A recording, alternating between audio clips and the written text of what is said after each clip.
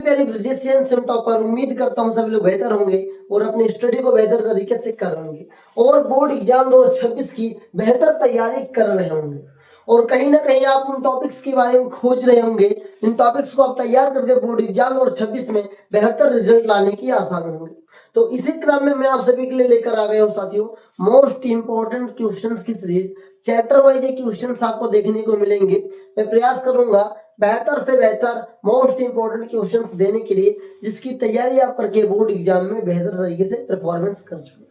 Already कई सारे questions मैं आपको दे चुका हूं, उसको भी तैयार कर चुके होंगे, लेकिन आज मैं बात करूंगा कम समय में उस चैप्टर को अच्छी तरीके से रिकॉल करने के लिए, अच्छी तरीके से रिविजन करने के लिए। मेरे प्यारे साथियों, सबसे पहले हम बात करेंगे क्लास 10 आपका है। सबसे पहले हम जो हमारा जो चैप्टर चलने वाला है, हम चूंकि बात करेंगे साइंस के चैप्टर नंबर फर्स्ट की बात करेंगे। किसकी बात करेंगे जी? चैप्टर फर्स्ट की बात करेंगे। अधिकतर बच्चे चैप्टर फर्स्ट का नाम जानते होंगे, आप नहीं जानते तो कब जानोगे जी? क्लास 11th में जाके जानोगे? नहीं सर, क्लास 10th में ही जान जाएंगे। Reactions and equations, chemical reaction and equations, रासायनिक अभिक्रिया एवं समीकरण होता है। तो मेरे प्यारे साथियों, सबसे पहले जब आपका कोई रिएक्शन होता है तो रिएक्शन कैसे होता है? कुछ इस प्रकार से होता है प्यारे बच्चों। इधर वाले को मेरे प्यारे बच्चों बोलते हैं अभिकारक। क्या बोलते हैं? अभिकारक। ध्यान से समझिएगा, इधर वाले को उत्पाद बोलते हैं। ओके, मतलब मेरे प्यारे साथियों, अगर इससे बता रहा था कि जो अभिकारक होता है उत्पाद होता है। रिएक्शन से पहले जो हमारे पास होता है उसे अभिकारक बोलते हैं, रिएक्शन के बाद जो हमारे पास होता है उससे उत्पाद बोलते हैं। साथियों, एलएचएस जो होता है आपका अभिकारक होता है, आरएचएस जो होता है वो आपका उत्पाद होता है। जैसे कि मेरे प्यारे साथियों, C+O2 गिव्स आउट क्या बन गया? CO2। तो यहाँ पर मेरे प्यारे साथियों CO2 क्या है? C+O2 अभिकारक का काम कर रहा है और जो यहाँ पर कंबाइन बना है वो CO2 गैस है, उसे बोलते हैं मेरे प्यारे साथियों कार्बन डाइऑक्साइड, और ये आपका उत्पाद है। क्या उत्पाद है? उम्मीद करता हूँ अभिकारक उत्पाद आपको समझ में आ गया होगा। तो सर इस चैप्टर में हमें क्या क्या तैयार कर लेना चाहिए? मेरे प्यारे साथियों, सबसे पहले आपके जितने भी रिएक्शन है, जितनी भी अभिक्रियाएं हैं, मेरे प्यारे साथियों पूरा ध्यान से सुनिएगा, जितनी भी अभिक्रियाएं हैं उन सभी को आपको जरूर आना चाहिए। सर क्यों आना चाहिए? सर वो रिएक्शन बैलेंस में भी काम आता है, सर ऑब्जेक्टिव क्वेश्चंस में भी काम आता है। आगे आगे सर थ्योरी की चीज किस चीज की तैयार करनी चाहिए? सबसे पहले अगर हम बात करें मेरे प्यारे साथियों, अगर आप इस चैप्टर को अच्छी तरीके से तैयार करना चाहते हैं, मेरे प्यारे से सबसे पहले आप तैयार करें जो मैं कॉम्बिनेशन बता रहा हूं। पहले आप संयोजन याद कर लें, संयोजन अभिक्रिया, साथ में वियोजन अभिक्रिया। अगर ये आएगा मेरे प्यारे साथियों तो ये दोनों साथ में है। संयोजन अभिक्रिया, वियोजन अभिक्रिया। संयोजन मतलब जुड़ना होता है, वियोजन मतलब टूटना होता है। जब दो या दो से अधिक अभिकारक जुड़ते हैं और एक सिंगल उत्पाद बनाते हैं उसे क्या बोलते हैं? संयोजन अभिक्रिया। जब एक ही अभिकारक टूटकर कई छोटे छोटे उत्पाद देता है उसे क्या बोलते हैं? तो वियोजन अभिक्रिया बोलते हैं। उसके बाद पहला ये हो गया। उसके बाद याद रखेंगे ऊष्मा शोषी। क्या याद रखेंगे सर? ऊष्मा शोषी। एक्सोथर्मिक एंडोथर्मिक यूनिट से होते हैं। ऊष्मा शोषी अभिक्रिया व ऊष्मा छेपी, पहले ऊष्मा छेपी, ये छेपी है और ऊष्मा शोषी होगी। ओके सर, छेपी मतलब क्या होता है? मुक्त होना। शोषी मतलब अवशोषित होता है। जिस अभिक्रिया के दौरान ऊष्मा मुक्त होती है उसे ऊष्मा छेपी अभिक्रिया कहते हैं। जिस रिएक्शन के दौरान ऊष्मा मुक्त होती है उसे ऊष्मा छेपी बोलते हैं। जिस अभिक्रिया के दौरान ऊष्मा अवशोषित होती है अर्थात तापमान घटता है उसे क्या बोलते हैं? ऊष्मा शोषी बोलते हैं। उम्मीद करता हूं इतना तो आपको पता होगा। या तो इसके बाद आप याद कर लेंगे संरक्षण, संक्षारण जिसे बोलते हैं, कोरोजन, संक्षारण व विकृत गंधिता। मेरे प्यारे साथियों, अगर रिएक्शन आएगा तो अच्छी बात है, अगर परिभाषा आता है इस चैप्टर से तो ऐसे ही जोड़े करके आएंगे, ऐसे ही जोड़े में आएंगे और कहीं नहीं आने वाला। तो संक्षारण किसे कहते हैं? जब कोई धातु अपने आसपास की आर्द्रता, अम्ल आदि से प्रभावित होती है तो संक्षिप्त होती है। संक्षिप्त मतलब वो हल्का होना शुरू होती है और मूर्छा खाना शुरू होती है और संक्षिप्त होती है। इसी घटना को संक्षारण कहा जाता है। विकृत मतलब बेकार, गंधिता मतलब गंध या स्वाद। तो जब किसी तेलिया या वसा पदार्थ का उपचयन होता है मेरे प्यारे साथियों उसे क्या बोलते हैं? मेरे प्यारे विकृत गंधिता कहते हैं। अब आगे याद क्या करना है आपको? उपचयन, मेरे प्यारे साथियों व अपचयन, ऑक्सीडेशन एंड रिडक्शन, उपचयन और अपचयन।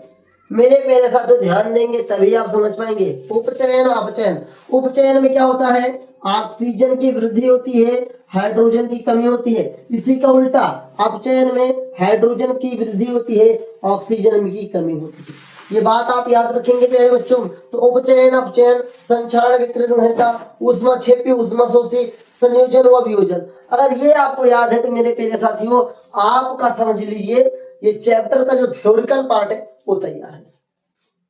अब क्या आता है, अब आता है साथियों, इसके बाद आपकी मैं बात करता हूं, इसके बाद क्या आता है, समीकरण को संतुलित करना। समीकरण को संतुलित कीजिए, संतुलित कीजिए। अब मेरे प्यारे बच्चों रिएक्शन को बैलेंस करना सबसे क्या होता है, बहुत बड़ा ब्रॉड समझ के रखे बच्चों ने, बहुत बड़ा अपने आप को क्या डिफिकल्ट समझ लिया है। मैं बताता हूं उन चीजों को आप करेंगे कभी भी गलती नहीं होगी। सबसे पहले मेरे प्यारे साथियों आपके पास मेटल होगा, मेटल को क्या बोलते हैं साथियों, धातु होता है।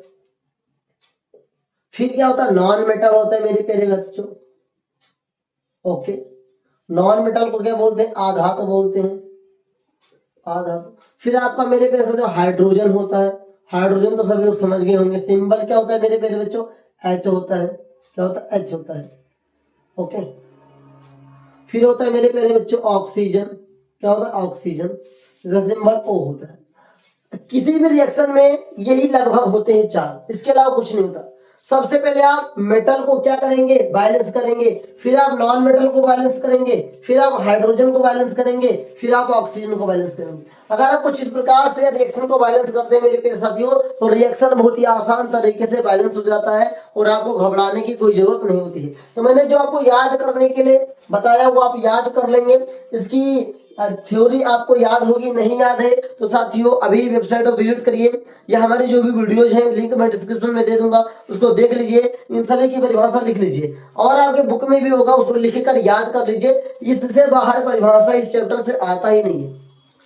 इतने ही अगर परिभाषा आपको याद है तो आपका बहुत अच्छी तरीके से काम चल जाएगा। एक होता है अवक्षेपण अभिक्रिया पहले बच्चों, चलो जी उसे भी लिख लो बाई चांस आ जाए। एक होता है अवक्षेपण अभिक्रिया, प्रिसिपिटेशन रिएक्शन। अवक्षेपण अभिक्रिया किसे कहते हैं, वह अभिक्रिया जिसके दौरान ठोस पदार्थ बनता है, वह अभिक्रिया जिसके दौरान ठोस पदार्थ का निर्माण होता है उसे अवक्षेपण अभिक्रिया कहते हैं।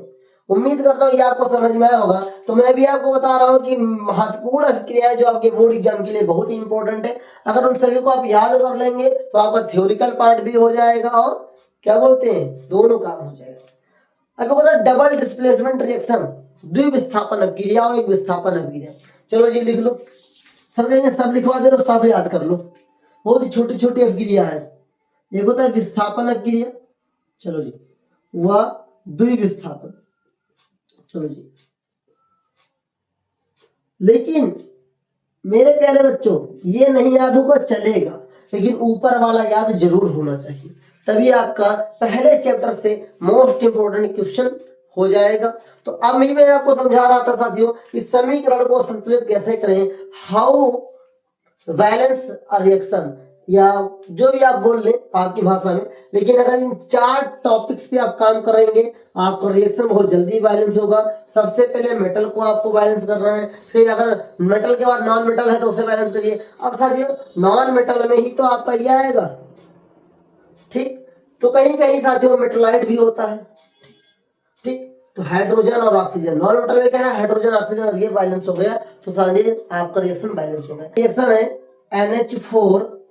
NH4NO2 gives out N2 plus O2 plus H2O। मेरे प्यारे बच्चों ध्यान देने वाली बात है, ध्यान देने वाली बात है, चलिए ध्यान दीजिए। यहाँ पर NH4NO3 gives out N2 plus O2 plus H2O। सबसे पहली बात मेरे प्यारे सब ध्यान देंगे कि ये पूछ लेगा किस प्रकार का रिएक्शन है। मान लेते हैं अगर ये बैलेंस करने के लिए नहीं आया और बैलेंस ऑलरेडी उसने दे दिया, फिर उसने पूछ लिया ये किस प्रकार का रिएक्शन है, तो क्या बताओगे? जहां पर अभिकारक एक हो, उत्पाद एक से अधिक होता है, उसे बोलते हैं मेरे प्यारे साथियों, क्या बोलते हैं? वियोजन अभिक्रिया, डिकम्पोजिशन रिएक्शन बोलते हैं। जिसमें आपका अभिकारक एक होता है, उत्पाद दो या दो से अधिक होता है, उसे क्या बोलते हैं मेरे प्यारे बच्चों? उसे क्या बोलते हैं? उसे मेरे प्यारे साथियों वियोजन अभिक्रिया, डिकम्पोजिशन रिएक्शन बोलते हैं। तो चलो पहला जवाब तो मिल गया, आइए बैलेंस करते हैं। सबसे पहले मेरे प्यारे बच्चों यहां पर देखेंगे नाइट्रोजन कितनी बार है? 2 बार है। यहाँ पर प्यारे बच्चों नाइट्रोजन कितनी बार है? सर 1 बार है। तो सर 1 को हम किससे गुणा कर दें कि 2 हो जाए? सर 2 से गुणा करेंगे। तो आइए सर इसको 2 से गुणा कर देंगे। अब देखते हैं इसको 2 से गुणा करने पर इस अभिकारक में, इस अभिकारक से इस उत्पाद में क्या असर पड़ेगा? देखिए हमारा नाइट्रोजन तो बैलेंस हो गया। अब आइए आगे बढ़ते हैं। यहाँ हमने देखा तो हमारा हाइड्रोजन आ गया बगल में। हाइड्रोजन 4 यहाँ पर 2 है, 4 दूनी 8। यहाँ पर हाइड्रोजन कितनी बार है? 2 बार है। तो 2 को किससे गुणा करें कि 8 हो जाए? 4 से गुणा करेंगे। सर यहाँ हमने 4 से गुणा कर दिया। हो गया सर? चलो हो गया। लेकिन सर थोड़ा सा अगर ध्यान देंगे तो जैसे हमने यहाँ पर 2 लिखा तो ये 2, यहाँ पर 2, यहाँ पर 2, तो सर यहाँ पे तो बड़ा गड़बड़ हो गया। 1 1 2, 2 दूनी 4 हो गया। तो यहाँ पर भी 4 कर लो। यहाँ पर क्या कर लो? 4। यहाँ पर N2 था, यहाँ पर मुझे 1 ही दिखा, लेकिन देखिए यहाँ पर 1 नाइट्रोजन, यहाँ पर 1 नाइट्रोजन, यहाँ पर 1 1 2 और 2 दूनी 4 नाइट्रोजन। यहाँ पर कितने नाइट्रोजन हो गए? 4 नाइट्रोजन हो गए। अब साथियों ऑक्सीजन की बात करते हैं तो यहाँ पे 3 दूनी 6 है, 3 दूनी 6 मेरे प्यारे बच्चों, 3 दूनी 6 है। यहाँ पर 4 ऑलरेडी लग चुका है, तो 2 4 2 6, मतलब ये बैलेंस हो गया। कैसे? फिर से देखते हैं। नाइट्रोजन कितनी बार है? 1 1 2, 2 दूनी 4, तो 2 दूनी 4। हाइड्रोजन की बात करेंगे 4 दूनी 8, 4 दूनी 8। ऑक्सीजन की बात करते हैं 3 दूनी 6, तो 4 ऑक्सीजन यहाँ पे और 2 ऑक्सीजन यहाँ पे 6। तो मेरे प्यारे साथियों कुछ इस प्रकार से बैलेंस किया जाता है। एक रिएक्शन में आपको और बैलेंस करके सिखा देता हूं कैसे बैलेंस किया जाता है। For example sodium plus H2O, sodium plus H2O इसे बोलते हैं Na plus H2O plus Gibbs out बनाएगा NaOH, NaOH plus NaOH plus H2 gas. आप ध्यान देंगे, इसको बना लीजिए, ध्यान दीजिए। इसको बनाने के लिए सोडियम प्लस H2O है, sodium plus H2O NaOH plus H2। अब सोडियम क्या है? सोडियम एक मेटल है। यहाँ पर कितनी, यहाँ पर देखेंगे 1 बार है, यहाँ पर भी 1 बार है। चलो जी ये बैलेंस हो गया। लेकिन आइए ध्यान से देखते हैं, यहाँ पर हमारे पास कितना है? 2 बार। क्या है मेरे प्यारे साथियों? हाइड्रोजन है। यहाँ पर कितनी बार है प्यारे बच्चों? 3 बार है।